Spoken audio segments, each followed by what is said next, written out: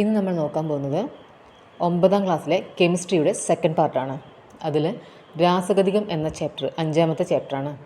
Okay, രണ്ടോ അതിലധികമോ ലഘുപദാർത്ഥങ്ങൾ തമ്മിൽ സംയോജിപ്പിച്ച് ഒരു പുതിയ സംയുക്തം ഉണ്ടാകുന്ന രാസപ്രവർത്തനത്തെ സംയോജന രാസപ്രവർത്തനം എന്ന് പറയുന്നു. അമോണിയം ഡൈക്രോമേറ്റ് താപീയ വിഘടനത്തിന് വിധേയമാകുമ്പോൾ ക്രോമിയം ട്രൈ ഓക്സൈഡ്, ജലബാഷ്പം, നൈട്രജൻ എന്നീ പദാർത്ഥങ്ങളായി മാറുന്നു. ഒരു സംയുക്തം വിഘടിച്ച് രണ്ടോ അതിലധികമോ പദാർത്ഥങ്ങൾ ഉണ്ടാകുന്ന പ്രവർത്തനമാണ് വിഘടന രാസപ്രവർത്തനം. സംയുക്തത്തിലെ ഒരു മൂലകത്തെ മറ്റൊരു മൂലകം ആദേശം ചെയ്യുന്ന രാസപ്രവർത്തനങ്ങളെ ആദേശ രാസപ്രവർത്തനം എന്ന് പറയുന്നു. വെളുത്ത ഫോസ്ഫറസും ചുവന്ന ഫോസ്ഫറസും മൂലക ഫോസ്ഫറസിൻ്റെ രണ്ട് രൂപാന്തരങ്ങളാണ്. വായുവിലെ ഓക്സിജനുമായി സമ്പർക്കത്തിൽ വരുമ്പോൾ വെളുത്ത ഫോസ്ഫറസ് ജ്വലിക്കുന്നു. ഒരു രാസപ്രവർത്തനത്തിൽ പങ്കെടുക്കുന്ന അഭികാരകങ്ങൾ ഉൽപ്പന്നമായി മാറണമെങ്കിൽ അഭികാര കണികകൾക്ക് ഒരു നിശ്ചിത അളവ് ഗതികോർജം ആവശ്യമാണ്. ഈ ഊർജത്തെ ത്രെഷോൾഡ് എനർജി എന്ന് പറയുന്നു. വീടുകളിലും ആശുപത്രികളും അണുനാശിനിയായി ഹൈഡ്രജൻ പെറോക്സൈഡിൻ്റെ ജലീയ ലായനി ഉപയോഗിക്കുന്നു. സ്ഥിരമായ രാസമാറ്റത്തിന് സ്വയം വിധേയമാകാതെ രാസപ്രവർത്തന വേഗം വർദ്ധിപ്പിക്കുന്ന പദാർത്ഥങ്ങളെ ഉൽപ്രേരകങ്ങൾ എന്ന് പറയുന്നു. ഹൈഡ്രജൻ പെറോക്സൈഡിൻ്റെ വിഘടനത്തിന് മാംഗനീസ് ഡയോക്സൈഡ് ഉപയോഗിക്കുന്നു. ഹേബർ പ്രക്രിയ വഴിയാണ് അമോണിയ വ്യാവസായികമായി നിർമ്മിക്കുന്നത്. സമ്പർക്ക പ്രക്രിയ വഴിയാണ് സൾഫ്യൂരിക് ആസിഡ് വ്യാവസായികമായി നിർമ്മിക്കുന്നത്. ഇനി അടുത്ത ചാപ്റ്ററാണ് ലായനികൾ. ലയിക്കുന്ന പദാർത്ഥത്തെ ലീനം എന്നും ഏതിലാണോ ലയിക്കുന്നത് അതിനെ ലായകം എന്ന് പറയുന്നു. ലീനം ലായകത്തിൽ ലയിക്കുമ്പോൾ ലായനി ഉണ്ടാകുന്നു. Alcohol, carbon di sulphide, benzene, carbon tetrachloride എന്നിവ ഓർഗാനിക് ലായകങ്ങളാണ്. ജലമൊരു പോളാർ സംയുക്തമാണ്. മണ്ണെണ്ണ, പെട്രോൾ തുടങ്ങിയവ നോൺ പോളാർ സംയുക്തങ്ങളാണ്. ലായനിയുടെ മാസ് പെർസെൻറ്റേജ് ഈക്വൽ ടു ലീനത്തിൻ്റെ മാസ് ഡിവൈഡഡ് ബൈ ലായനിയുടെ മാസ് ഇൻറ്റു 100. കൊളോയിഡൽ കണികകളിൽ തട്ടി പ്രകാശം വിസരിക്കുന്നതാണ് ടിൻഡൽ പ്രഭാവം.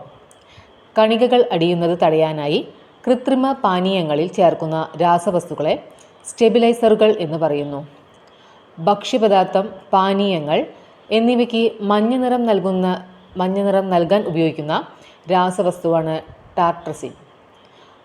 ഭക്ഷ്യപദാർത്ഥം, പാനീയങ്ങൾ എന്നിവയ്ക്ക് ചുവപ്പ് നിറം നൽകാൻ ഉപയോഗിക്കുന്ന രാസവസ്തുവാണ് എറിത്രോസിൻ. ഭക്ഷ്യപദാർത്ഥം, പാനീയങ്ങൾ എന്നിവയ്ക്ക് നീലനിറം നൽകാൻ ഉപയോഗിക്കുന്ന രാസവസ്തുവാണ് ഇൻഡിഗോ കാർമൈൻ. ഭക്ഷ്യപദാർത്ഥങ്ങൾക്ക് പുളിരുചി കൂടാൻ ഉപയോഗിക്കുന്ന രാസവസ്തുവാണ് വാനിലിൻ. കൃത്രിമ പാനീയത്തിന് പുളിരുചി കൂടാൻ ഉപയോഗിക്കുന്ന രാസവസ്തുവാണ് ഫോസ്ഫോറിക് ആസിഡ്. ഭക്ഷ്യപദാർത്ഥങ്ങൾക്ക് പൈനാപ്പിളിൻ്റെ സുഗന്ധം നൽകാൻ ഉപയോഗിക്കുന്ന രാസവസ്തുവാണ് അലൈൻ ഹെക്സാനോയേറ്റ്. ചീസ്, കേക്ക്, സാലഡ് എന്നിവയിൽ പൂപ്പൽ ബാധിക്കാതിരിക്കാൻ സോർബിക് ആസിഡ് ഉപയോഗിക്കുന്നു. സോസ്, സാലഡ്, സോഫ്റ്റ് ഡ്രിങ്ക്സ് എന്നിവയിൽ ഈസ്റ്റ്, പൂപ്പൽ എന്നിവ ബാധിക്കാതിരിക്കാൻ സോഡിയം ബെൻസോയേറ്റും ഉപയോഗിക്കുന്നു. 1766 ഹെൻറി കാവൻഡിഷ് എന്ന ശാസ്ത്രജ്ഞനാണ് ഹൈഡ്രജൻ കണ്ടുപിടിച്ചത്. കത്തുന്ന വായു എന്നാണ് അദ്ദേഹം വിശേഷിപ്പിച്ചത്. ജലം ഉണ്ടാകുന്നത് എന്ന അർത്ഥം വരുന്ന ഹൈഡ്രോജൻസ് എന്ന ഗ്രീക്ക് പദത്തിൽ നിന്നാണ് ഹൈഡ്രജൻ എന്ന പേര് ലഭിച്ചത്. വ്യാവസായികമായി ഹൈഡ്രജൻ ഉൽപ്പാദിപ്പിക്കുന്നത് ജലത്തിൻ്റെ വൈദ്യുത വിശ്ലേഷണം വഴിയാണ്. ഇനി ഹൈഡ്രജൻ്റെ ഗുണങ്ങൾ: നിറമോ മണമോ ഇല്ല, ജലത്തിൽ ലയിക്കുന്നില്ല, വായുവിനേക്കാൾ സാന്ദ്രത കുറവാണ്, ഹൈഡ്രജൻ ദ്വയാറ്റോമിക തന്മാത്രകളായിട്ടാണ് കാണപ്പെടുന്നത്, ഹൈഡ്രജൻ പോപ്സ് ശബ്ദത്തോടെ കത്തുന്ന വാതകമാണ്. ഹൈഡ്രജന്റെ ഉപയോഗങ്ങൾ: അമോണിയ, മെത്തനോൾ എന്നിവയുടെ വ്യാവസായിക നിർമ്മാണത്തിന് ഉപയോഗിക്കുന്നു. ഇന്ധനമായി ഉപയോഗിക്കുന്നു. വനസ്പതി പോലുള്ള പൂരിത എണ്ണകൾ നിർമ്മിക്കുന്നതിന്. ലോഹ ഓക്സൈഡിൽ നിന്ന് ലോഹത്തെ വേർതിരിക്കാൻ ഹൈഡ്രജൻ നിരോക്സീകാരിയായി ഉപയോഗിക്കുന്നു. ഒരു ഇന്ധനത്തിൻ്റെ യൂണിറ്റ് മാസ് പൂർണ്ണമായി ജ്വലിക്കുമ്പോൾ സ്വതന്ത്രമാകുന്ന താപോർജ്ജമാണ് ആ ഇന്ധനത്തിൻ്റെ കലോറി മൂല്യം. കലോറി മൂല്യം കൂടിയ ഇന്ധനമാണ് ഹൈഡ്രജൻ. കലോറി മൂല്യം മൂല്യം കുറഞ്ഞ ഇന്ധനമാണ് കാർബൺ മോണോക്സൈഡ്. കാർബൺ പ്രകൃതിയിൽ സ്വതന്ത്രാവസ്ഥയിലും സംയുക്താവസ്ഥയിലും കാർബൺ കാണപ്പെടുന്നു. വ്യത്യസ്ത ഭൗതിക ഗുണങ്ങളോട് കൂടിയ ഒരു മൂലകത്തിൻ്റെ തന്നെ വിവിധ രൂപാന്തരങ്ങൾ എന്നും ഈ പ്രതിഭാസത്തെ രൂപാന്തരത്വം എന്നും പറയുന്നു. കാർബണിൻ്റെ രൂപാന്തരങ്ങളാണ് ക്രിസ്റ്റലീയം, അമോർഫസ്. ക്രിസ്റ്റലീയത്തിൻ്റെ രൂപാന്തരങ്ങൾ വജ്രം, ഗ്രാഫൈറ്റ്, ഫുള്ളറിൻ, ഗ്രഫീൻ. 2. അമോർഫസിൻ്റെ രൂപാന്തരങ്ങളാണ് ചാർക്കോൾ, കോക്ക്, വിളക്കുകരി, കൽക്കരി. പ്രകൃതിയിൽ കാണപ്പെടുന്ന ഏറ്റവും കാഠിന്യം കൂടിയ പദാർത്ഥമാണ് വജ്രം. ഇനി വജ്രത്തിൻ്റെ സവിശേഷതകൾ. കാഠിന്യം വളരെ കൂടുതലാണ്, വൈദ്യുതിയെ കടത്തിവിടുന്നില്ല, ഉയർന്ന താപചാലകത, ഉയർന്ന അപവർത്തനാങ്കം.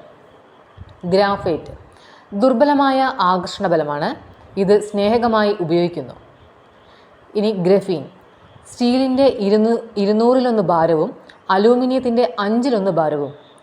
ഉയർന്ന വൈദ്യുത ചാലകത, ഉയർന്ന താപചാലകത. നാനോ ടെക്നോളജി രംഗത്ത് വൻ വിപ്ലവം ഉണ്ടാക്കാൻ കഴിയുന്ന പദാർത്ഥമായി ഗ്രഫീൻ മാറിയിട്ടുണ്ട്. ഫുള്ളറിൻ ബക്കീബോൾസ് എന്നറിയപ്പെടുന്നു. കാർബൺ ഡയോക്സൈഡിൻ്റെ ഉപയോഗം.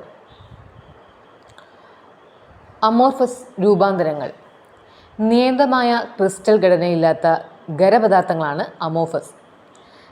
ചാർക്കോൾ, കോക്ക്, വിളക്കുകരി, കൽക്കരി എന്നിവ കാർബണിൻ്റെ വ്യത്യസ്ത അമോർഫസ് രൂപാന്തരങ്ങളാണ്. ഇനി കാർബൺ ഡയോക്സൈഡ്. കാൽസ്യം കാർബണേറ്റും നേർപ്പിച്ച ഹൈഡ്രോക്ലോറിക് ആസിഡും തമ്മിൽ പ്രവർത്തിക്കുമ്പോൾ കാർബൺ ഡയോക്സൈഡ് വാതകം ലഭിക്കുന്നു.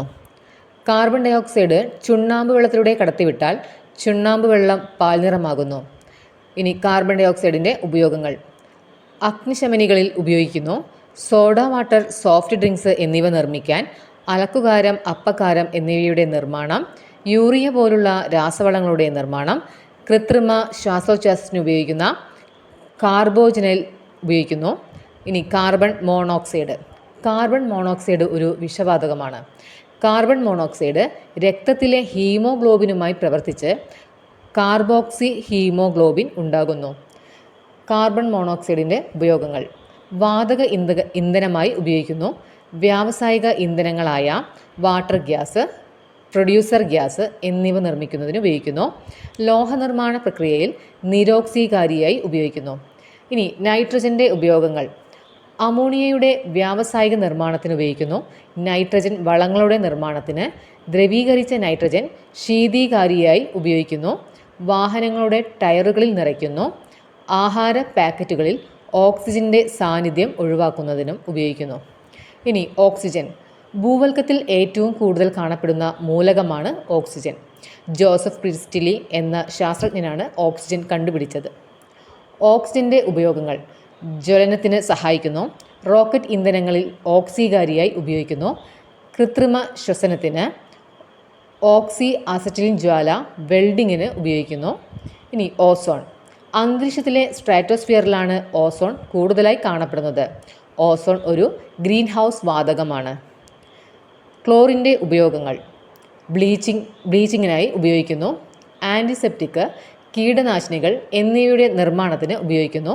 അണുനാശിനിയായി ഉപയോഗിക്കുന്നു. അടുത്തത് കാർബണിക രസതന്ത്രമാണ്.